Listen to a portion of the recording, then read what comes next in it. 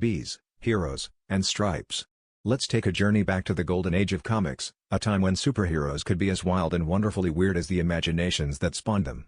Among the countless caped crusaders and masked vigilantes who leapt from the newsprint during the 1940s, few stood out for their sheer strangeness quite like the Red Bee. Created in 1940 by writer Tony Bloom and artist Charles Nicholas for Quality Comics, the Red Bee was actually Assistant District Attorney Rick Raleigh by day.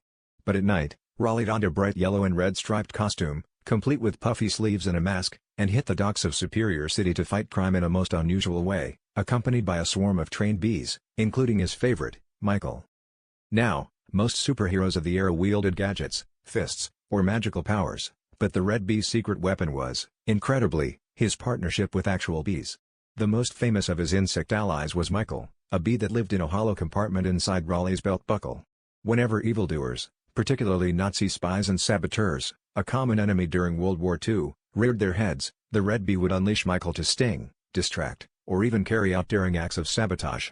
In one memorable adventure, Michael squeezed into the barrel of a villain's gun, rendering it useless just in time for the Red Bee to leap into action. The sight of a grown man in striped tights commanding an army of bees might seem odd today, but in the anything-goes world of 1940s comics, it was just another day for an American hero. The Red Bee's adventures were filled with all the melodrama, patriotism, and outlandish plots you'd expect from wartime comics, but what really set him apart was the earnestness with which his creators approached his powers. Stories often treated the Bee's contributions with a straight face, and even gave Michael moments of near-heroic sacrifice.